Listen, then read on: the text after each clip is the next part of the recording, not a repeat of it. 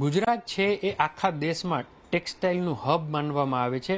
હવે જ્યારે અમેરિકાએ ટેરિફ લાગુ કરી દીધા છે ત્યારે ટેક્સટાઇલ સેક્ટર છે એની દિશા અને દશા હવે કેવી રહેશે એ જાણીએ આપણે. આપણી સાથે અત્યારે ટાઇકૂન પણ છે અને ટેક્સટાઇલના એક્સપોર્ટર પણ છે. અભયભાઈ, તમારી શું પ્રતિક્રિયા છે? કેવી અસર દેખાશે? ડેફિનેટલી ટેરિફ વધતા સપ્લાય આપણી ઓછી થઈ જશે, એક્સપોર્ટ ઓછું થશે અને યુએસ જ્યાંથી પણ એને સસ્તો માલ મળશે ત્યાંથી એ લોકો સસ્તો માલ લેવાની કોશિશ કરશે. અને બીજું કે જે માર્જિન છે પણ માર્જિન પણ ઓછા થઈ જશે આપણા સપ્લાયરના. આપ શું કહો છો? મારા હિસાબે જે અત્યારે યુએસએ ભારત ઉપર ટેરિફ નાખી છે એ સંદર્ભમાં મારે એ જ કહેવાનું છે કે ભારતે હવે અન્ય દેશો સાથે, જેમ કે યુકે સાથે અત્યારે ફ્રી ટ્રેડ એગ્રીમેન્ટ કર્યું છે, અન્ય દેશો સાથે પણ ફ્રી ટ્રેડ એગ્રીમેન્ટ કરીને અને ભારતના જે મટીરિયલ્સ છે એ બીજા દેશોમાં સપ્લાય કરે. અભિષેકભાઈ, તમારું શું સૂચન છે? ભારત આ સ્થિતિમાં કઈ રીતે બહાર આવી શકે છે કે પરિસ્થિતિ જ ખરાબ થઈ ગઈ છે?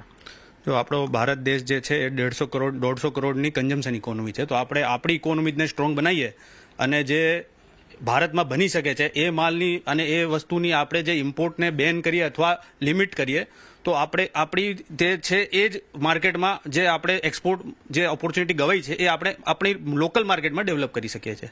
ભરતભાઈ, તમે સરકાર સાથે સતત જોડાયેલા છો, તમે સજેશન વારંવાર કરતા હો છો, બેઠક કરતા હો છો.